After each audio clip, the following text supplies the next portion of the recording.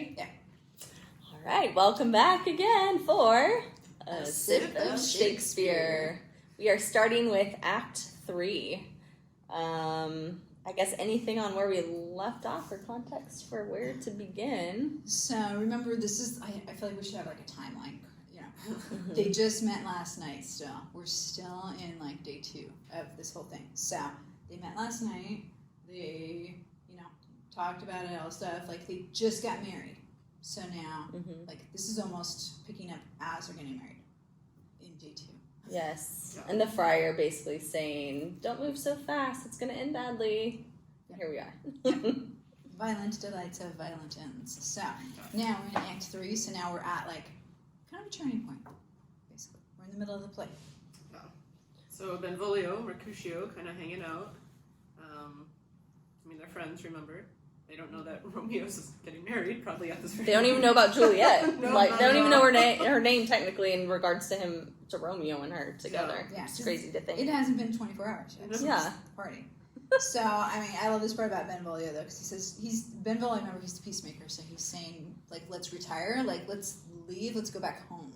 Because it's hot, the Capulets are out, like, if we run into them, like, we're not gonna escape a brawl, we're gonna get in a fight, like, there's no way we can avoid being in a fight. So Benvolio is definitely the voice of reason right now. The mad blood is stirring. Yeah, so. and Mercutio agrees, right? He says that people are, like, soon moved to be moody, right? So you think about if you are, out on the, I feel like I always have football players that connect to this when they're out on the football field, like, in the summer and the heat is awful. It's like you're way more likely to snap at someone and get mad at your teammate. Like, same with if you're hangry and you're really hungry. It's like, when the elements are oppressing you and you're not comfortable, you're way more likely to just, like, jump on someone and get upset with them. And so Benvolio wisely is like, anything's going to set them off right now, and we don't need to start anything. So let's just do the smart thing and, like, chill out and, like, leave and not be near anybody.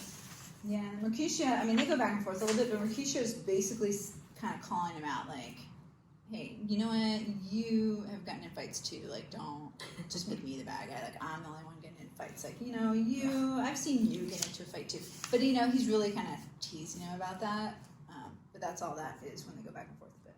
Well, Benvolio, too, says, maybe I fight, but if I fought as much as you do, like, basically, modern day, like, my life insurance would be really high. Yeah. Like, I might fight, but you still fight a whole lot more than I do, so let's not push it. We're not equal there in how much we're fighting or wanting to fight. Yeah. And then, just what they were maybe hoping wouldn't happen, Tybalt's and some of the Capulets show up. Mm-hmm. If you think about the mood they're already in, you think maybe a little foreshadowing, is this going to be a good encounter or a bad encounter?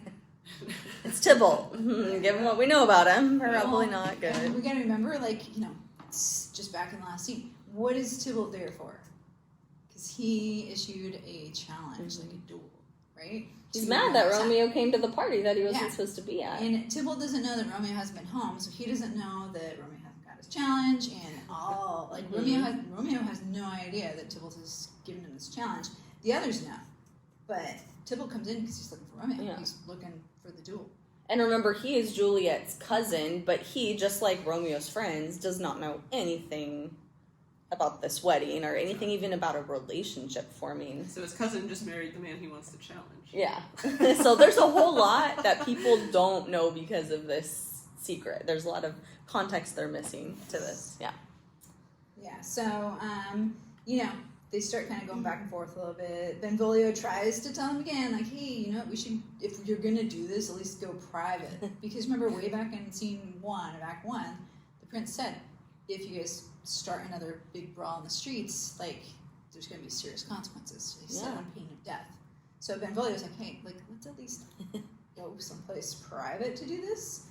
But Mercutio and Tybalt are, like, too hot. They're not going to, hear that, so. Then, lo and behold, Romeo appears. Rush off and get married. So Loverboy shows up. Speaking like a man who's in love with this girl, and yet nobody knows that he's in love with this girl. And so what he's saying isn't going to make sense to everybody else except for him and, of course, us, the audience. Yeah, because Tybalt, like, he sees Romeo, he's like, here's my man. right? And so then he goes to Romeo and he says, "Thou art a villain," right? Like, you know, he's just like calling Romeo out, telling him like what he thinks about him. And then Romeo's response is just like hilarious in a sense, but nobody understands it because he says, "The reason I have to love thee, like I love you just don't know it yet. And villain am I then, therefore farewell." Like, nah, like I do love you, so see ya. Yeah. And if you were Tybalt, you'd probably think, like, you're just messing with me. Yeah. Like, and annoyed by it. Like, it might fuel his rage to want to fight him because he's like, stop telling me you love me when obviously you don't. And Romeo's like, we obviously know he legitimately means, hey, I kind of have to love you now. I'm related to you. I'm one of you, basically, now. So, let's see. Yeah. We get that more in like line 68 again. It says, "But love thee better than thou canst devise, till thou shalt know the reason of my love." So he says, like, you don't know the reason I love you yet, but like you will. "And so good Capulet, which name, the name of Capulet, I tender as dearly as mine own, be satisfied." Yeah, that just sounds sarcastic. Like, Yeah. I love you as much as I love the Capulet name as much as my own want to be named. And he's like, Tybalt is like, what? Where is this coming from? Like, I mean, Tybalt just, like, that just, Tybalt's, like, head explodes. Like, the guy on, you know, Inside Out, the anger guy, like, it's just right there, you know? And think about his friends, too. I mean, how are his friends supposed to take what Romeo's saying? Right. Yeah. Like, they assume, great, he's here, he'll fight Tybalt. Like, we can watch this fight happen, we'll be here for backup. Yeah. And now their main lead man, the one who's being challenged, just like, nah, I love you. Professing his love for Tybalt. And they're like, what are you doing? Yeah. So, you know, there is one thing, too, because I don't know if this is, you know, too out there of a question, but why doesn't Romeo just tell, like, hey, I just got married, just do that? He got married, so, I mean, it's marriage. Like, what's the reason he has to keep the secret still? Because we kind of said in the last one, too, they have to consummate the marriage for it to be binding. Right now, like, the parents could just say, nope, we're annulling this, right? So he... That rope ladder hasn't come into play. Rope ladder hasn't come into play. As practical as that is, like, I mean, I kind of feel like that's the only reason I can kind of think of, because otherwise it's like, why don't you just tell everybody? Right. And if you were honest and just... Unless there was a risk that it could be still taken away from him, and they couldn't actually, you know, keep the marriage. Because, you know, remember, So they haven't actually talked about a plan. They haven't said, we have to keep this a secret, like, that we know of, you know? Yeah. So it's like, Romeo and Juliet just get frustrating because it's like bad decision after bad decision. But that's the only reason that I can think of is that he's like, you know what, we're going to wait till after tonight, make the marriage binding, and then we can tell people. So it is a little frustrating, but if you kind of think about back to what we talked about in the last act, it helps a little bit. Yeah. So yeah, so Mercutio is like, you know what, Romeo, if you're not gonna like step up. That's kind of what provokes him to be the first one to draw his sword, it looks like, right? Because Romeo professes like, but I love you. And that's like kind of what sets Mercutio off. Like, forget you, I'm taking matters into my own hands. Alice Staccata, right? So it's like, here we go, sword out, let's do this. And Tybalt, right? He's like, sure, Romeo won't fight. I'll fight you instead. Yep. You can see Tybalt draws his sword also. So now it's Mercutio and Tybalt fighting, not Romeo and Tybalt, as we kind of assumed would be the circumstances. Yeah, and there's, when you watch the video, there's different plays will interpret differently. The one that we watch, it's, you know, are Tybalt and Mercutio fighting? Are they like fighting with the intent to kill each other? You know, there's different levels of interpretation depending on which play you watch.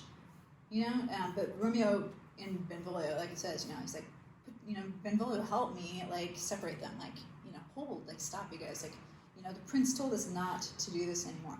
So Romeo and Benvolio are trying to break up the fight, and you have to read the directions. It says Tybalt under Romeo's arm stabs Mercutio, and then flies, like, runs away. So you get the feeling that Tybalt didn't intend to, because one, he runs away afterwards, and then it's like as Romeo is trying to break things up, like the sword kind of went under it. Like if I'm trying to block, he can't touch you, but if I'm trying to block you and then Tybalt here happens to right under my arm, and you're stuck because I like unintentionally made you stuck. You weren't able to defend yourself and fight because I was trying to break things up and like stop the situation. Yeah, and I mean Tybalt is, they said he's studied swords like swordplay, and he's like a fighter, and this is not like an honorable way to kill somebody either. You know, so this is not what Tybalt would want. Yeah. And then we have maybe one of the more famous lines of the entire play when Mercutio says, "A plague on both your houses, I am sped." So, plague on both your houses.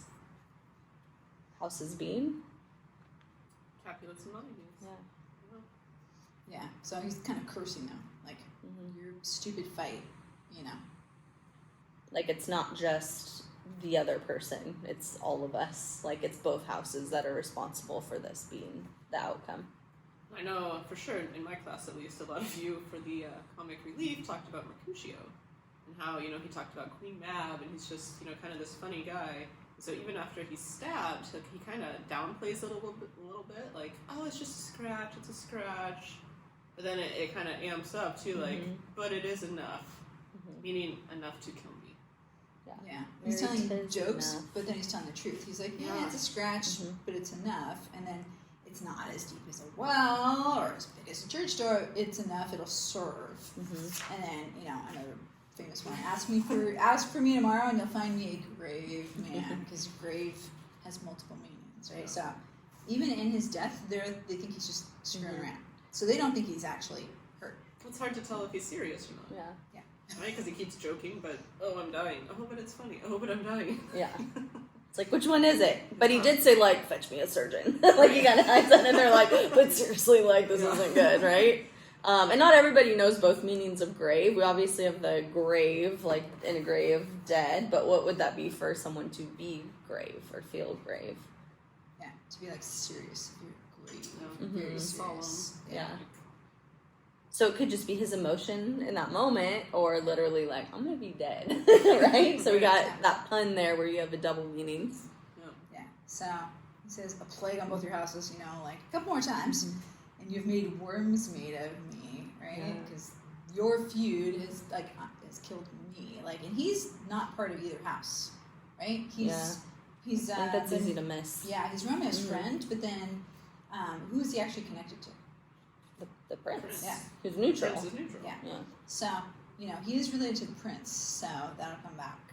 And they don't really discuss that much, but I think we mentioned it a few videos back, just in the lineup where you have, you know, your list of people. It says kinsman to the prince. Otherwise, I don't know if you would totally know that, but you get the neutrality there, right? Yeah, so then Mercutio dies, and then Benvolio's like, Romeo, Mercutio's dead. And so then Romeo, like, how does he react to that?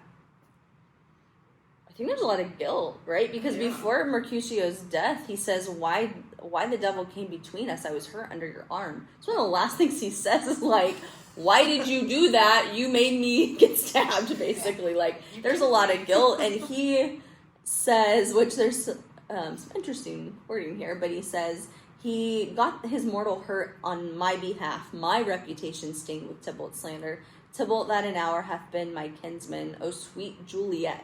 So now he's turning almost like, sounds like a blame on Juliet, who's not even there. Oh sweet, and still sweet, but maybe this isn't so sweet. Oh sweet Juliet, thy beauty hath made me effeminate, and in my temper softened valor's steel. So the word effeminate. She kind of softened him, right? You've made me feminine. You've made me... Like, I was supposed to come out here and fight and accept this challenge, and instead I tried to break it up, and now my friend is dead. Yeah, and valor, like courage, bravery, is like it's softened it. Like, I wasn't as courageous as I normally would have been in a fight because of Juliet. Right, I was thinking about you. Yeah, so that guilt, because he, you know, Tybalt challenged Romeo, and Romeo was like, I love you. We're not going to fight. But I love you. And Mercutio, that caused Mercutio to step in. So Mercutio wouldn't have been in the fight if Romeo had stepped into the challenge first. So, you know, maybe there was a third option between all those, but, you know. And he turns a corner, like, once he recognizes that, and I think takes on his own guilt, and he realizes, I'm the one then that needs to fix this. We see a different side of him, I would say, come through. He gets angry. Well, and Tybalt comes back in. So now Romeo's kind of guilt mixed with anger and being really upset over his friend dying. Who do you think he's going to take that out on? Yeah, and Romeo says in line 125, he says, "In fire I'd fury be my conduct now." So the thing that's going to conduct my actions is fury. Yeah. Like, anger is going to rule over my body now. And then Tybalt, conveniently, like you said, comes in right at that moment that he decides, like, I'm going to rage on somebody. Oh, hey, Tybalt! Perfect! I'm going to rage on you. You're the one I'm mad at. Easy. When he says, either you or I need to go with Mercutio. Like, he's not going to die alone. One of us needs to keep Someone's him dying right now. So it's going to be one of us. Yeah, Mercutio's soul, it's like, it's barely, like, left. It's still hovering there. So one of ours are going to go and join him. Yeah. It's kind of short. Like, you almost miss it. I feel like you almost miss it. Like, wait, what? Tybalt just died? 3 lines. Yeah. There's not even a space. I feel like they should put a space. Yeah. In This shall determine that. And it's like, they fight. Tybalt falls. Which Romeo, means away be dies. gone. Like, Yeah. It's like like we Falls died. is dead. So whenever you watch a video, they obviously like play this out a little bit longer than what one of the we worst see there. sword fighting scenes ever. You gotta remember that, they're filming this as, like, if we were swords fighting, we wouldn't have all the good choreography. We're so used to Marvel and, like, all the good fight scenes. So this is not one of the epic Yeah, fight not the one scenes. that you're watching. You could probably find other versions that are a little bit better on the fight scenes. So, but- it's funny, just a fun thing. Yeah. Yeah, but then Romeo, like, another big line, he says, I am fortune's fool. What does he mean by fortune? He's coming that fate idea again, right? Not fate Back or to luck. fate. Like, I just always have this bad luck. Like, fate is against me. Yeah. So how is fate against him, like, right in this instance? What things happened? Well, so if he just murdered Tybalt, now what? Yeah. Right? Doesn't that mean he should probably die? Because the prince said if there's more fighting in the streets, it could be punishable by death. Yeah, and who did he just kill? Yeah. His His wife's new cousin. wife's cousin. So His that's family already hates him. Who Yeah. he was going to maybe try and sweet talk to join the family or take Juliet and... he just severely complicated everything. Just in a pretty rough spot right and now. and on top of it, he lost one of his best friends. So and kind of because it's his fault. Yeah. So he, fortune, fate is messing with him. Whether it's all, up to fate or if he had a, say in things.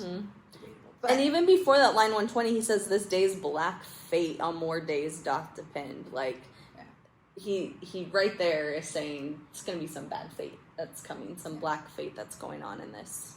yeah, so moment. Romeo runs off, and then the prince comes, and Benvolio gives a very good explanation because they're saying, like, Prince, like, what happened? So Benvolio goes through the whole thing. He's like, all right, Tybalt's here. Romeo spoke fair with him, like Mercutio, so he goes through the whole thing. It's kind of a spark notes of the scene. Yeah. This is what just happened. And he is like, If you need a summary of the scene, read what Benvolio says, and he actually does a really good job. yeah, he's very accurate and very honest. It's like, like Romeo was trying to stop the fight, and Tybalt wasn't going to listen to it, and, this is the truth, or let Benvolio die. Cause Like, I swear on my life. I'm Yeah. telling you the truth. This is what happened. I'm not picking sides. I'm not trying to make one scene better than the other. This is legit what just occurred. So then Juliet's mom, because they're all there. So that's Lady Capulet. If you get confused, it's like, it's Juliet's mom. Yeah. So, she's like, no.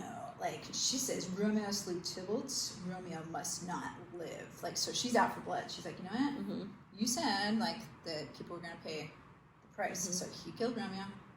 And she doesn't believe Benvolio. It's like, you're on his side. Like, I don't believe everything you're saying. Which we know it's actually true. But then the prince says, well, okay, if Romeo killed Tybalt, but Tybalt killed Mercutio. So now who pays for that death? Yeah.